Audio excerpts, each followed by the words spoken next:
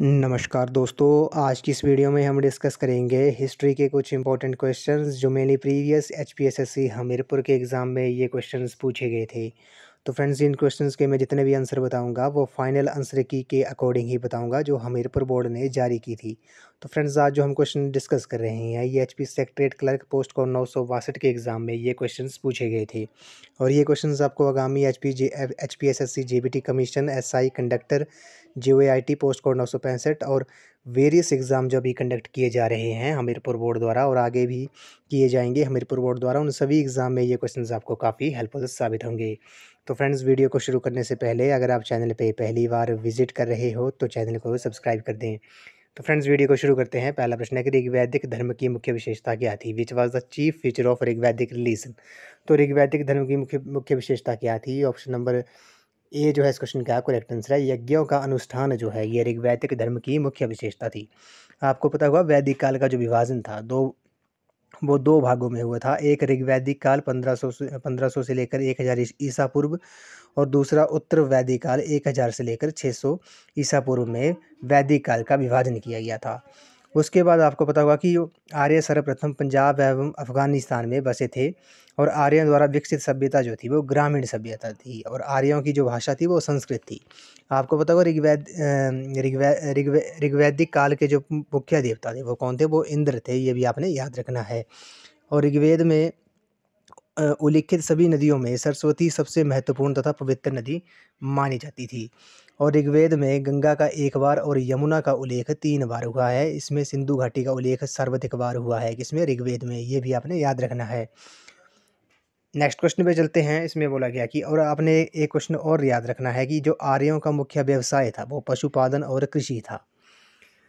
तो इस ऋग्वैदिक धर्म की जो मुख्य विशेषता थी वो यज्ञों का अनुष्ठान जो था इस क्वेश्चन का करेक्ट आंसर है। नेक्स्ट क्वेश्चन पे चलते हैं। इसमें बोला गया कि चतुर्थ बौद्ध संधि के विवरण ने किस राजाज्ञा के निर्गमन को प्रेरित किया? काफ़ी इंपॉर्टेंट क्वेश्चन है। तो चतुर्थ बौद्ध संधि के विवरण ने किस राजाज्ञा के निर्गमन को प्रेरित किया? क्वेश्चन नंबर 131 का जो करेक्ट आंसर है वो आपका ऑप्शन नंबर बी है, सारनाथ जो है इस क्वेश्चन का करेक्ट आंसर है। आपको पता होगा जो चतुर्थ बौद्ध संधि हुई थी वो उसका वो हुई थी, वो आपकी कहाँ पे हुई थी? वो कुंडल वन में हुई थी और उसके जो अध्यक्ष थे वो वसुमित्र और अश्वघोष थे। और किसके शासनकाल में हुई थी चतुर्थ बौद्ध संधि? वो कनिष्क के कार्यकाल में हुई थी, शासनकाल में हुई थी, ये भी आपने याद रखना है। और जो प्रथम बौद्ध संधि थी वो 483 ईसा पूर्व में हुई थी, राजगृह में हुई थी और अध्यक्ष उसके महाकश्यप और शासनकाल अजातशत्रु के शासनकाल में हुई थी प्रथम बौद्ध संधि। उसी तरह जो द्वितीय बौद्ध संधि थी वो 383 ईसा पूर्व में वैशाली में हुई थी और किसके अध्यक्ष कौन थे? शवाकामी जो थे वो अध्यक्ष थे और किसके शासनकाल में हुई थी? वो कालाशोक के शासनकाल में हुई थी। और तीसरी जो बौद्ध संधि हुई थी वो तो 255 ईसा पूर्व पाटलिपुत्र स्थान में हुई थी। मोगलीपुत्र तिस जो थे वो अध्यक्ष थे और अशोक के शासनकाल में हुई थी। और चौथी जो हुई थी वो आपकी कुंडल वन में हुई थी। वसुमित्रा अश्वघोष जो थे वो उसके अध्यक्ष थे और कनिष्क के शासनकाल में हुई थी। तो चतुर्थ बौद्ध संधि के विवरण ने सारनाथ राजज्ञा के निर्गमन को प्रेरित किया। ऑप्शन नंबर बी इस क्वेश्चन का राइट आंसर है। क्वेश्चन नंबर 132 पे चलते हैं। क्वेश्चन नंबर 132 में बोला गया कि हुण नेता मिहिर कुल किससे परास्त हुआ था? द हुण लीडर मिहिर कुल वाज डिफीटेड बाय। तो मिहिर कुल जो था वो किससे परास्त हुआ था? क्वेश्चन नंबर 132 का जो करेक्ट आंसर है वो आपका ऑप्शन नंबर सी है, यशोधर्मन जो है इस क्वेश्चन का राइट आंसर है। तो फ्रेंड्स, मैं आपको बार बार बोल रहा हूँ इन क्वेश्चंस के आपने शॉर्ट फॉर्म में नोट्स ज़रूर बना लेने हैं क्योंकि ये रिवीजन के टाइम में आपको काफ़ी हेल्पफुल साबित होंगे।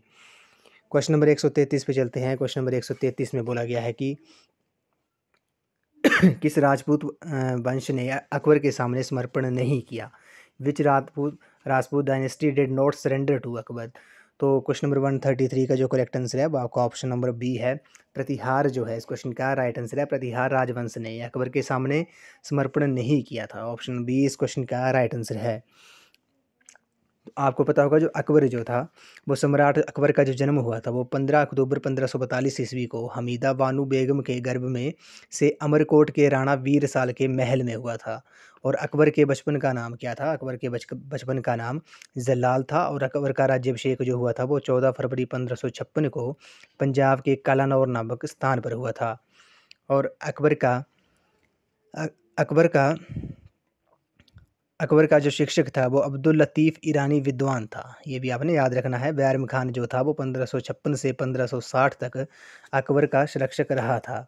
और अकबर ने पानीपत की दूसरी लड़ाई में 5 नवंबर 1556 को पानीपत की दूसरी लड़ाई अकबर और हेमू के बीच हुई थी, ये भी आपने याद रखना है। और मक्का की तीर्थ यात्रा के दौरान पाटन नामक स्थान पर मुबारक खान नामक युवक ने अकबर के संरक्षक बैरम खान की हत्या कर दी थी। तो प्रतिहार राजपूत राजवंश ने अकबर के सामने समर्पण नहीं किया था। ऑप्शन बी जो है इस क्वेश्चन का राइट आंसर है। नेक्स्ट क्वेश्चन पे चलते हैं। क्वेश्चन नंबर 134 में बोला गया कि अकबर का सबसे प्रसिद्ध दरबारी कवि हिंदी साहित्य में कौन था?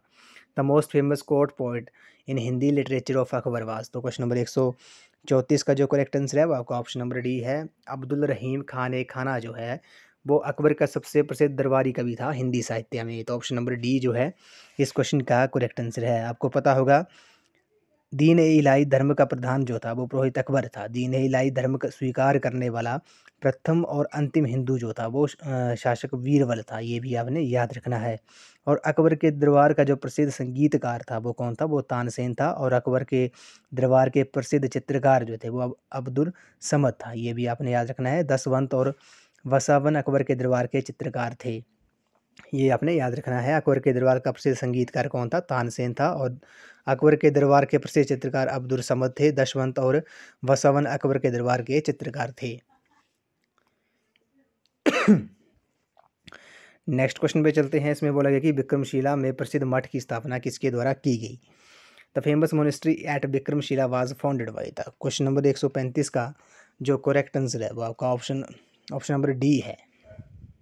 ऑप्शन नंबर डी जो है इस क्वेश्चन का करेक्ट आंसर है। पाल जो है विक्रमशिला में प्रसिद्ध मठ की जो स्थापना थी वो पाल द्वारा की गई थी। 135 का ऑप्शन नंबर डी जो है इस क्वेश्चन का राइट आंसर है। आपको पता होगा जो पाल वंश था, जो पाल वंश का जो संस्थापक था वो कौन था? पाल वंश का जो संस्थापक था वो गोपाल था। और इस वंश की जो राजधानी थी वो मुंगेर थी, ये भी आपने याद रखना है। पाल वंश का संस्थापक गोपाल था और इस वंश की राजधानी मुंगेर थी। गोपाल बौद्ध धर्म का अनुयायी था। इसने उदंतपुरी विश्वविद्यालय की स्थापना की थी। और पाल वंश के प्रमुख शासक कौन कौन थे? धर्मपाल, देवपाल, नारायणपाल, महीपाल, नयपाल जो थे वो पाल वंश के प्रमुख शासक थे, ये भी आपने याद रखना है। और आपको पता होगा कि उदंतपुरी बिहार के प्रसिद्ध बौद्ध मठ का जो निर्माण था वो देवपाल ने करवाया था। और पाल वंश का सबसे महान शासक कौन था? वो धर्मपाल था, जिसने विक्रमशिला विश्वविद्यालय की स्थापना की थी। तो आपको पता होगा विक्रमशिला के प्रसिद्ध मठ की स्थापना किसके द्वारा की गई थी? ये पाल द्वारा की गई थी। और किसने की थी? ये पाल वंश का सबसे महान शासक जो धर्मपाल जो था उसने विक्रमशिला विश्वविद्यालय की स्थापना की थी। तो ऑप्शन नंबर डी जो है इस क्वेश्चन का राइट आंसर है। क्वेश्चन नंबर 136 पे चलते हैं। 136 में बोला गया है कि महाभारत को डैश के नाम से भी जाना जाता है। महाभारता इज आल्सो नोन एज। तो क्वेश्चन नंबर 136 का जो करेक्ट आंसर था वो फाइनल आंसर की में इस क्वेश्चन की सभी को ग्रेस थी। इस क्वेश्चन की सभी को ग्रेस थी कि महाभारत को किस नाम से जाना जाता है। तो इस क्वेश्चन का जो करेक्ट आंसर है वो आपका महाभारत का जो पुराना नाम था वो जय संहिता था। और ये विश्व का सबसे बड़ा महाकाव्य है, ये भी आपने याद रखना है। और महाभारत जो है वो दो महाकाव्य जो है वो दो महाकाव्य हैं, एक महाभारत और एक रामायण। और महाभारत को जय संहिता के इसका जो पुराना नाम था वो जय संहिता था। और इस क्वेश्चन की आपको फाइनल आंसर की में ग्रेस थी कि महाभारत को किस नाम से जाना जाता था। क्वेश्चन नंबर 137 पे चलते हैं। अगले प्रश्न पे चलते हैं। डैश के शासन के दौरान पहली बार मंगोलों ने भारत में घुसपैठ की। तो Mongols intrude into India for the first time during the यायन ऑफ। तो किसके शासनकाल के दौरान पहली बार मंगोलों ने भारत में घुसपैठ की थी? क्वेश्चन नंबर 137 का जो करेक्ट आंसर है वो आपका ऑप्शन नंबर डी है। इल्तुमिश के शासन के दौरान मंगोलों ने भारत में पहली बार घुसपैठ की थी। आपको पता होगा कि इल्तुमिश जो था वो तुर्किस्तान का इलवरी तुर्क था जो ऐबक का गुलाम एवं दामाद था। ऐबक की मृत्यु के समय वे बंदायूं का गवर्नर था। और आराम शाह की हत्या करके इल्तुमिश 1211 में दिल्ली की गद्दी पर बैठा था, ये भी आपने याद रखना था। आपको पता होगा इल्तुमिश जो था वो पहला शासक था जिसने 1229 ईस्वी में बगदाद के खलीफा से सुल्तान पद की वैधानिक स्वीकृति प्राप्त की थी। और इल्तुमिश की जो मृत्यु हुई थी वो 1236 ईस्वी में हो गई थी। और मंगोल के बारे में हम बात करते हैं। मंगोल चीन के उत्तर में गोबी के रेगिस्तान के निवासी थे। ये आपने याद रखना है, जो मंगोल थे वो चीन के उत्तर में गोबी के रेगिस्तान के निवासी थे। वे एक घूमने फिरने वाली अर्ध सभ्य जाति थी तथा उसका मुख्य पेशा घोड़ों और अन्य पशुओं का पालन करना था। वे बहुत गंदे रहते थे तथा सभी प्रकार का मांस खाते थे। कौन? मंगोल जो थे। तो मंगोलों किस इल्तुतमिश के शासन के दौरान पहली बार मंगोलों ने भारत में घुसपैठ की थी। क्वेश्चन नंबर 138 पे चलते हैं। क्वेश्चन नंबर 138 में बोला गया कि हिज्र समता की गणना की जाती है। The Hijra era is counted from. तो ये कहाँ से काउंट किया जाता है, गणना कहाँ से होती है? 138 का जो करेक्ट आंसर है वो आपका ऑप्शन नंबर ए है। 622 ईस्वी से हिंद शब्द की गणना की जाती है। क्वेश्चन नंबर 139 पे चलते हैं। क्वेश्चन नंबर 139 में बोला गया है कि भारत में सर्वप्रथम स्वर्ण सिक्के जारी करने वाले कौन थे? वो were the first to issue gold coins in India. तो भारत में सर्वप्रथम स्वर्ण सिक्के जारी करने वाले कौन थे? क्वेश्चन नंबर 139 का जो करेक्ट आंसर है वो आपका ऑप्शन नंबर बी है। कुषाण जो है इस क्वेश्चन का करेक्ट आंसर है। भारत में सर्वप्रथम स्वर्ण सिक्के जारी करने वाले कुषाण थे। ऑप्शन नंबर बी जो है इस क्वेश्चन का करेक्ट आंसर है। और आपको पता होगा जो कुषाण थे वो पहलव के बाद कुषाण आए, जो यूची एवं तोखरी भी कहलाते हैं। और कुषाण वंश के जो संस्थापक थे वो कुजल कडफिसेस था। कौन था? कुषाण वंश के संस्थापक कौन थे? कुजल कडफिसेस था। इस वंश का सबसे प्रतापी राजा कनिष्क था। और इनकी राजधानी पुरुषपुर या पेशावर थी। कुषाणों की द्वितीय राजधानी मथुरा थी। ये भी आपने याद रखना है। कनिष्क बौद्ध धर्म के महायान संप्रदाय का अनुयायी था। आपने याद रखना है जो कुषाण वंश के संस्थापक कौन थे? कुजल कडफिसेस जो था वो कुषाण वंश का संस्थापक था। इस वंश का सबसे प्रतापी राजा कौन था? कनिष्क था। और कनिष्क ने 78 ईस्वी में एक संवत्ता चलाया जो शक संवत कहलाता है, जिसे भारत सरकार द्वारा प्रयोग में लाया जाता है। ये भी आपने याद रखना है। कनिष्क ने 78 ईस्वी में गद्दी पर बैठने के समय एक समता चलाया जो शक समता कहलाता है, जिसे भारत सरकार द्वारा प्रयोग में लाया जाता है। तो भारत में सर्वप्रथम स्वर्ण सिक्के जारी करने वाले कौन थे? वो कुषाण थे। ऑप्शन बी इस क्वेश्चन का राइट आंसर है। क्वेश्चन नंबर 140 पे चलते हैं। क्वेश्चन नंबर 140 में बोला गया है कि दिल्ली सल्तनत का अंत वस्तुतः डैश के आक्रमण के कारण हुआ। The Delhi sultanate virtually ended due to the invasion of. तो दिल्ली सल्तनत का जो अंत था वो वस्तुतः तैमूर के आक्रमण के कारण हुआ था। ऑप्शन नंबर डी जो है इस क्वेश्चन का राइट आंसर है। क्वेश्चन नंबर 141 पे चलते हैं। क्वेश्चन नंबर 141 में बोला गया कि भारत में ईस्ट इंडिया कंपनी के प्रशासन के संदर्भ में प्रथम मुख्य ब्रिटिश पार्लियामेंट्री एक्ट था। The first main British parliamentary act regarding east India company administration in India was. तो क्वेश्चन नंबर 141 का जो करेक्ट आंसर है वो आपका ऑप्शन नंबर बी है।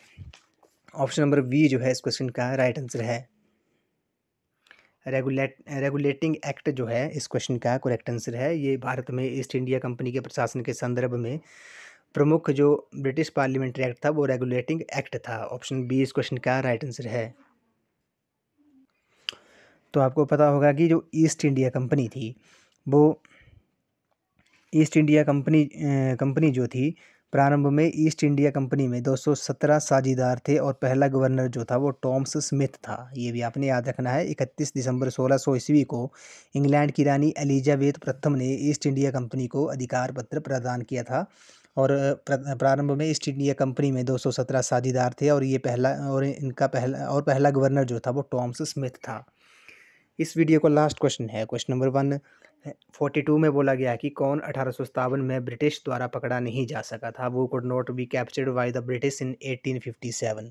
तो इस क्वेश्चन का जो करेक्ट आंसर है वो आपका ऑप्शन नंबर फाइनल आंसर की में इस क्वेश्चन का जो ऑप्शन थे वो आपके ऑप्शन सी और डी दोनों जो थे वो इस क्वेश्चन के करेक्ट आंसर थे। नाना साहेब और तांत्या टोपे जो हैं इस क्वेश्चन का करेक्ट आंसर है। नाना साहेब और तांत्या टोपे जो थे वो 1857 में ब्रिटिश द्वारा पकड़ा नहीं जा सके थे। ऑप्शन सी और डी जो है इस क्वेश्चन का करेक्ट आंसर है। आपको पता होगा जो 1857 की महान क्रांति हुई थी वो 29 मार्च 1857 को मंगल पांडे नामक एक सैनिक ने बैरकपुर में गाय की चर्बी मिले कारतूसों को मुंह से काटने से स्पष्ट मना कर दिया था।